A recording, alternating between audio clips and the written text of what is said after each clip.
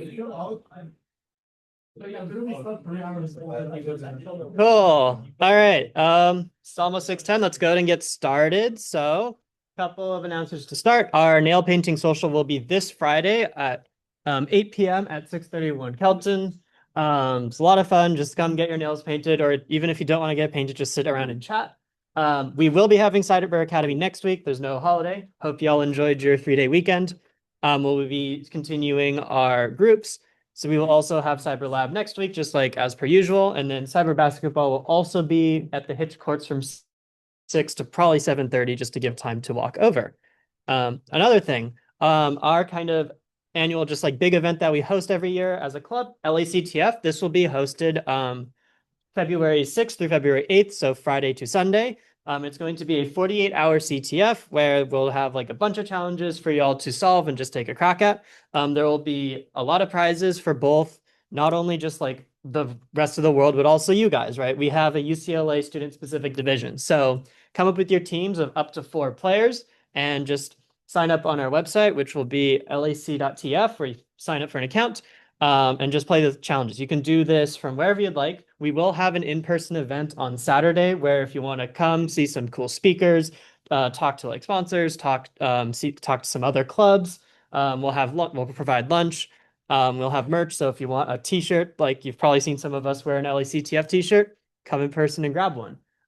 More information is at lac.tf. If you do want to come in person, register at that form, l.acmcyber.com/lactf-26. This is just so we know roughly how many people will come in person. Yeah, it's a lot of fun. And yeah, come with your teams, show up, have fun. And I think we have prizes for the top 10 UCLA teams. So that's quite a lot of up to like 40 students, right, can get prizes. Active membership, just reminder, y'all should probably be signed up by now. But if you did not do this already, if you are part of either of the labs of CCDC or the Splunk lab, just make sure to fill out this form so we know, or just have you in our system as like you are doing that lab. So at the end of the quarter, we see, okay, you were in the lab. Perfect. Without further ado, however, I'm going to hand it over to Lyric, who will be giving a talk on eBPF security vulnerabilities.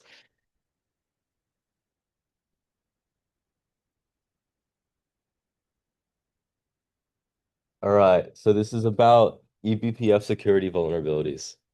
So who here has heard of eBPF? All right, so to start, basically eBPF stands for Extended Berkeley Packet Filter. Originally in 1992, there was just a Berkeley packet filter, and then they extended it around 2014. And basically, it lets you run programs in the Linux kernel without modifying the kernel source or loading kernel modules. And there's basically this really long verifier within eBPF that's about 30,000 lines. It's really comprehensive and it lets you completely see stuff like file opens, syscalls, network packets. And um, like companies use this because like they need deep visibility into kernel operations and like just for monitoring security. And traditional kernel modules are just risky to write, they're hard to maintain, and if there's bugs, they can crash the whole system. So this diagram's a little confusing, but basically this is like eBPF as a whole, and it's basically saying first you write a C source, like top left, then you compile it with Clang into bytecode, then it becomes the program, and the maps. I'll talk about maps later.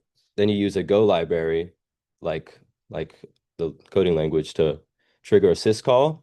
That is a communication with the OS that sends the code to the kernel. Then the verifier is going to check that for safety. Then the JIT compiler compiles it into machine readable instructions.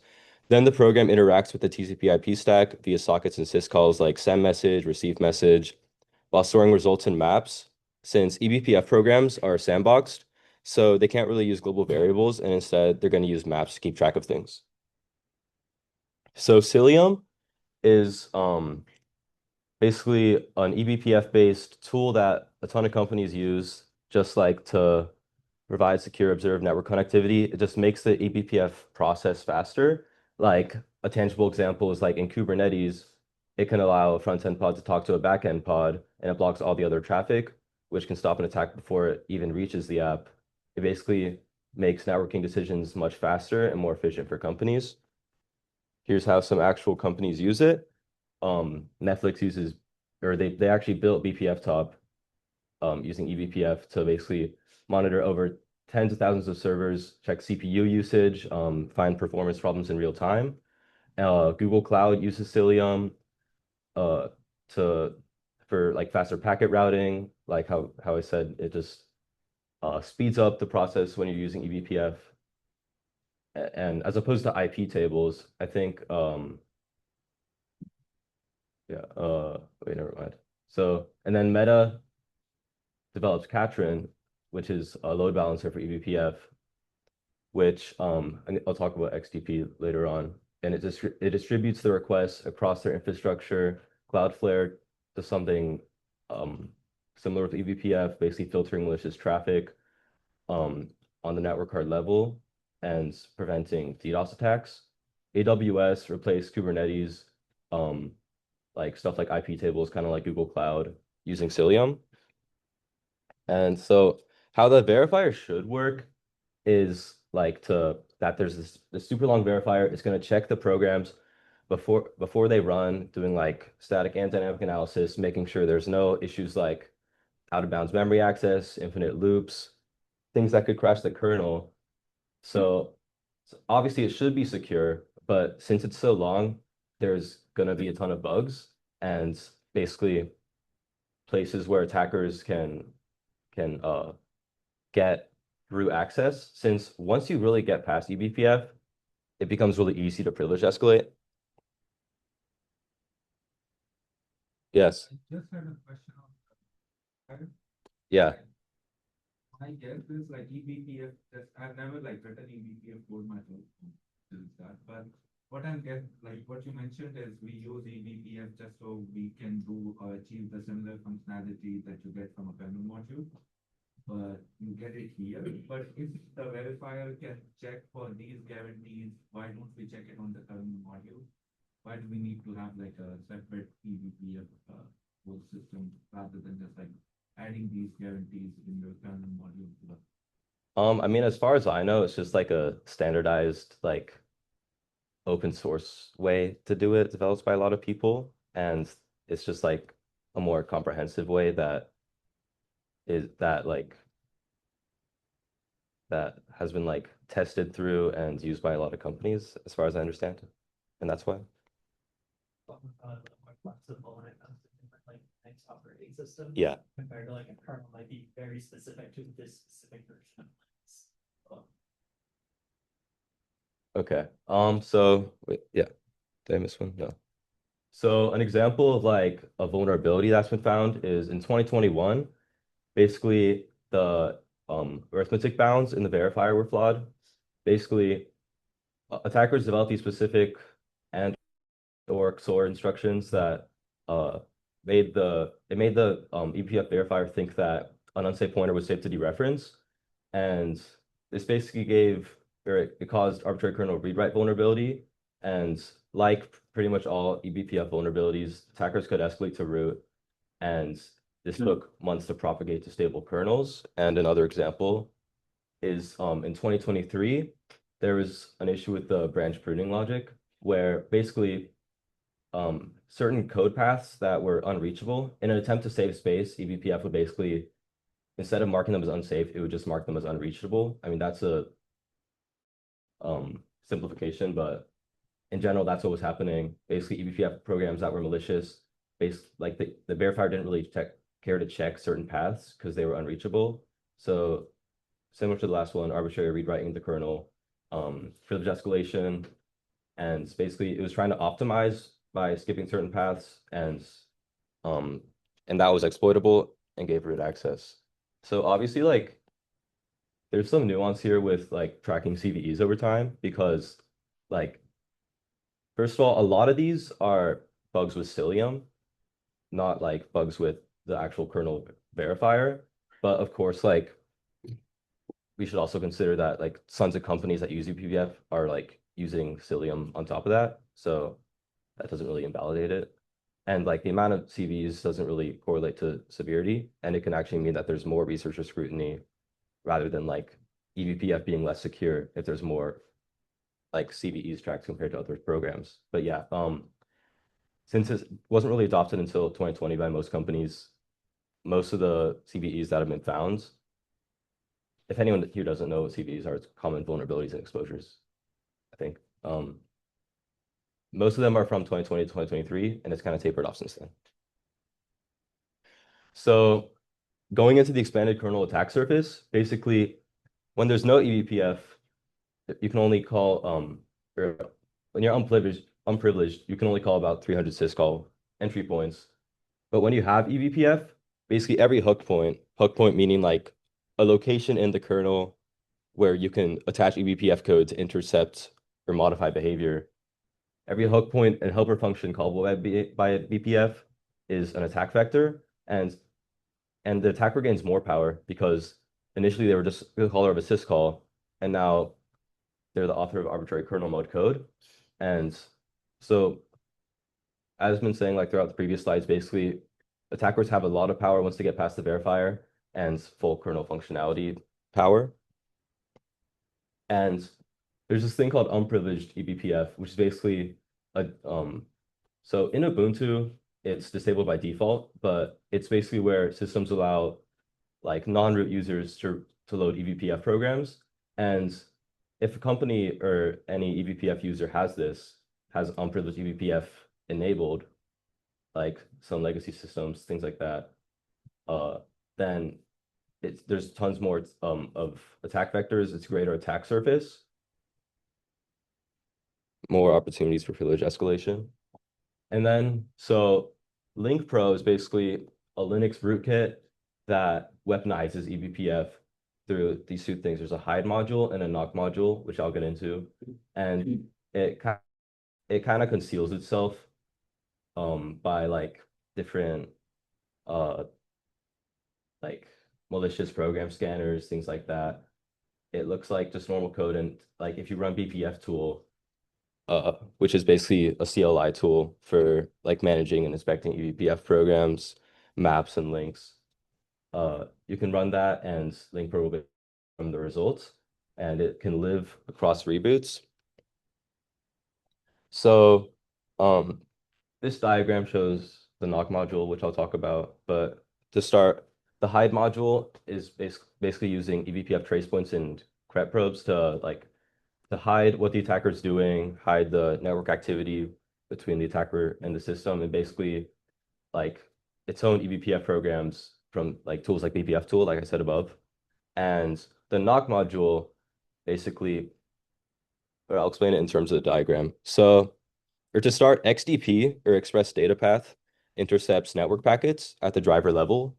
And then before they reach the kernel's network stack or any firewall rules, LinkPro's knock module is basically going to install an XDP eBPF program that monitors incoming traffic for a specific TCP packet, which is a SYN packet with that specific window size.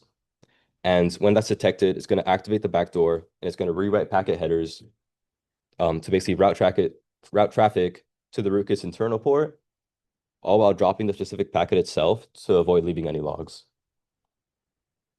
So here's an actual example of an eBPF vulnerability. This was at U of T CTF a couple weeks ago, and TS solved this challenge. So basically, they gave us these files. There's a BZ image, which is a modified kernel. There's a chow.patch which showed like the changes between like the OG kernel and the modified one. Kemu startup script and Initra MS file system or MFS, which is Initra MFS. I don't know if I'm saying that right, but it's initial RAM file system. And that's basically a temporary file system that lives in memory that's like loaded by the Linux kernel at boot time that provides essential tools and drivers like modules for storage, etc., needed to find and mount the real root file system. And that's what contained the flag. And the attacker basically has to make a malicious eBPF program to get past that.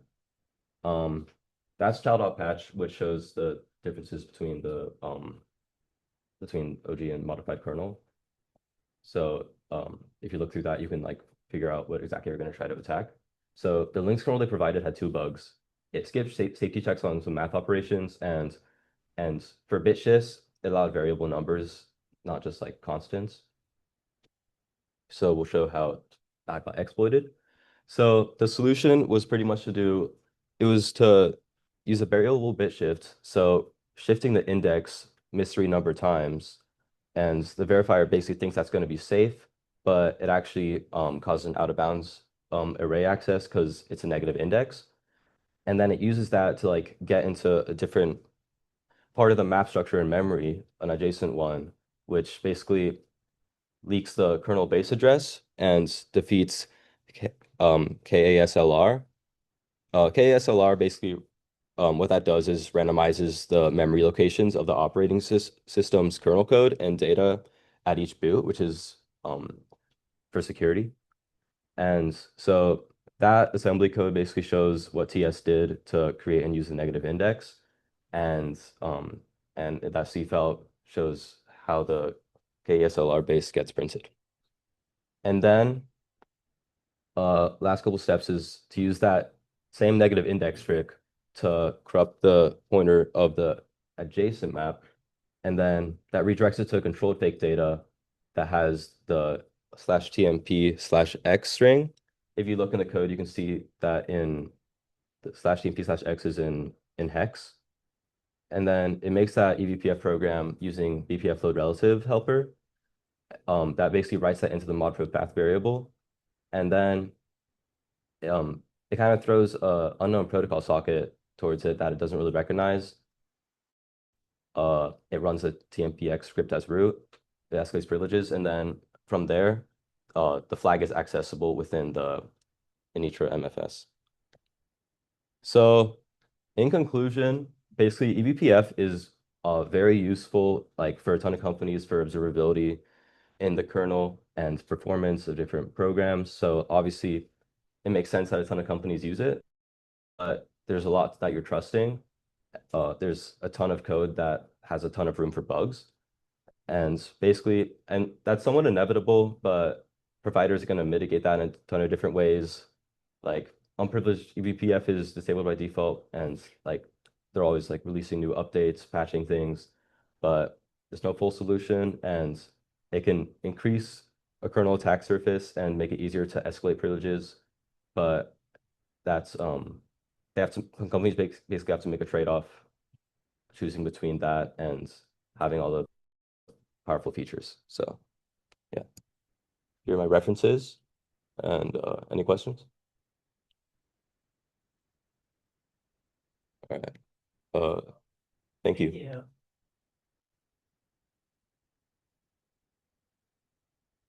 Thank you for the talk. Yeah, so we'll go ahead and split up. So if you're in Splunk Lab, stay in this room. And if you're going to be doing the CCDC lab, follow Joshua and he'll head over to the clubhouse.